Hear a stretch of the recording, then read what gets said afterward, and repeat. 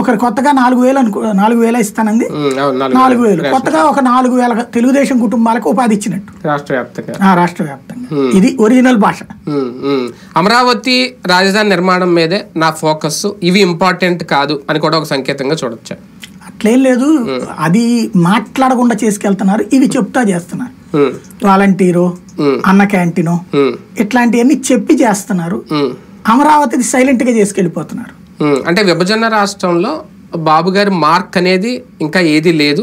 ఒక టర్మ్ ఆయన పరిపాలించిన ఆ మార్క్ రావాలంటే ఒక అమరావతి లేదంటే ఒక పోలవరం పూర్తి కావాలి. ఎందుకంటే జగన్ గారి హయాంలో ఒక సచివాలయమో లేదంటే ఒక వాలంటీర్ ఆయన మార్క్స్ కొన్ని ఉన్నాయి. ఇప్పుడు ఆ మార్క్స్ చెరిపివేస్తూ ఈయన మార్క్ రావాలి. ఇప్పుడు లైక్ హైటెక్ సిటీ అని అదే అంటారు కదా హైదరాబాద్లో, అలాగా ఆలోచన ఉంది. గ్రామీణ ప్రాంతపు ఆలోచన, పట్టణ ప్రాంతపు ఆలోచన ఒక తేడా ఉంటుంది. ఒక పల్లెటూరులో జగన్ 3 ముద్దర్లు వేశాడు. అవును, రైతు భరోసా కేంద్రం దగ్గర నుంచి. ఇప్పుడు అవన్నీ తీసేసినంత మాత్రం జగన్ మర్చిపోతారా?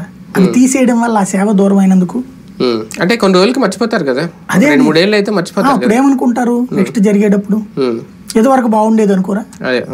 అక్కడ నీ ముద్ర ఏమేస్తావో చూడాలి. ఎందుకంటే జగను గ్రౌండ్ లెవెల్ కి తీసుకెళ్లాడు ఆ సేవని. అది నెంబర్ 1.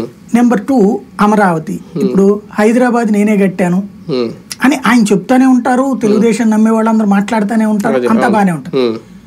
కానీ ఫైనల్ గా ఏం జరిగింది, అది కట్టిన తర్వాత ఈ రోజు వరకు అధికారంలోకి రాలేదు తెలుగుదేశం పార్టీ అక్కడ. అంటే అది అప్పర్ సెక్షన్ బ్యాచ్ ఫీలింగ్. ఎవరికైతే కోట్ల ఆస్తుంటుందో వాడు ఫీల్ అవుతాడు, తెలుగుదేశం వల్ల నేను బాగుపడ్డాను, చంద్రబాబు వల్ల మా ఏరియా బాగుపడింది. భూమి యజమాని బాగుపడతాడు.